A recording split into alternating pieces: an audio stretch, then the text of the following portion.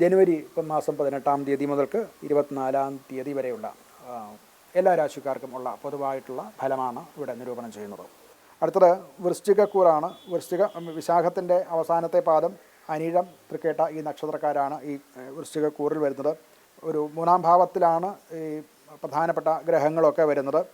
ആശയവിനിമയം, അതുപോലെ ചെറിയ യാത്രകൾ, അതുപോലെ തന്നെ ചില പുതിയ ശ്രമങ്ങൾ, ഇതൊക്കെ ചെയ്യുന്നവരെ സംബന്ധിച്ചിടത്തോളം വിജയം കൈവരിക്കുന്ന ഒരു സമയമാണ്. അത് ധൈര്യത്തോടു കൂടി അവർ ചെയ്തു തുടങ്ങിയ പ്രവൃത്തി മുന്നോട്ട് കൊണ്ടുപോകാൻ സാധിക്കും. അതിന് ഒരു പരിപൂർണത അഥവാ അതുകൊണ്ടുണ്ടാകേണ്ട നേട്ടങ്ങൾ അവർക്ക് ഉണ്ടാകുന്നതാണ്.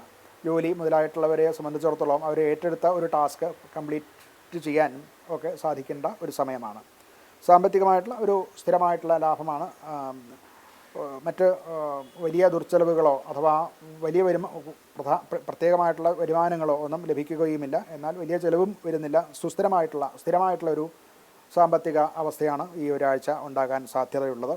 ആരോഗ്യപരമായിട്ട് തണ്ടലിൻ്റെ വേദന, കയ്യിന് മരവിപ്പ് മുതലായിട്ടുള്ളവ ഉണ്ടാകാനുള്ള ഒരു സാധ്യതയുണ്ട്. അത് പ്രത്യേകം ശ്രദ്ധിക്കേണ്ടതാണ്. കുടുംബപരമായിട്ട് അനുകൂലമാണ്. അകന്നിരുന്ന സഹോദരന്മാരും ഒക്കെ ആയിട്ട് ചില നല്ല ബന്ധങ്ങളൊക്കെ ഉണ്ടാകാനും കുടുംബത്തിലൊരു സുസ്ഥിരത ഉണ്ടാകാനും സാധ്യതയുണ്ട്. ജാഗ്രത കൂടുതൽ കൊണ്ടുണ്ടാകുന്ന ചില പ്രശ്നങ്ങൾ അഥവാ അങ്ങനെയുള്ള സമയത്ത് അനാവശ്യമായിട്ട് പ്രതികരിക്കുക, ഇതൊക്കെ കുറച്ചൊന്ന് ഒഴിവാക്കുന്നത് നന്നായിരിക്കും. എന്തായാലും പരിഹാരം എന്നുള്ള നിലയ്ക്ക് ചൊവ്വാഴ്ച ദിവസം ഹനുമാൻ്റെ ക്ഷേത്രത്തിൽ ദർശനം നടത്തുക. ഹനുമാൻ്റെ മന്ത്രങ്ങളോ അഥവാ ഹനുമാൻ ചാലീസ ജപിക്കുന്നതും ഒക്കെ വളരെ നല്ലതാണ്. അതുപോലെ ചൊവ്വയുടെ മന്ത്രം കുജായ നമഃ എന്ന മന്ത്രം ജപിക്കുക. ഇതൊക്കെ ചെയ്യുന്നത് നല്ലതാണ്. ഇവർ ഈ ആഴ്ച രക്തദാനം ചെയ്യാൻ സാധിക്കുന്നവർ രക്തദാനം ചെയ്യുന്നത് വളരെ നല്ല ഫലം തരുന്നതാണ്. കോപം നിയന്ത്രിക്കുകയും വേണം. നമ്മുടെ ഭാരതീയ ചിന്താക്രമത്തിൽ ആത്മസാക്ഷാത്കാരം കിട്ടുന്നത് ഈശ്വര ഭജനത്തിൽ കൂടെയാണ്. ഈശ്വരനെ ഭജിക്കുന്നതിൽ കൂടെയാണ് ആത്മാവിനെ അറിയുന്നത്, അവനവനെ അറിയുന്നത്. അവസാനം ഞാൻ തന്നെയാണ് ഈശ്വരൻ, ആ ഈശ്വര തത്വം മുഴുവനും എന്നിലടങ്ങിയിട്ടുണ്ട്. അതിൻ്റെ പരിപൂർണാവസ്ഥ ജഗത്തിലും എന്നിലും ഒരുപോലെ ദർശിക്കാൻ സാധിക്കുക എന്നതാണ് മോക്ഷമായിട്ട് ഋഷിമാർ പറഞ്ഞിട്ടുള്ളത്. ഇത് എല്ലാ തരത്തിലുള്ള ഏതവസ്ഥയിലുമുള്ള സാധാരണക്കാർക്ക് വരെ സാധിക്കാൻ വേണ്ടിയിട്ടാണ് നാം ഈശ്വരൻ്റെ പലതരത്തിലുള്ള മാനിഫെസ്റ്റേഷൻസ്, പലതരത്തിലുള്ള അവതാരങ്ങൾ, പലതരത്തിലുള്ള പല ഭാവങ്ങളിലുള്ള ഈശ്വര പ്രതിബിംബങ്ങൾ നമുക്കുണ്ടായിട്ടുള്ളത്.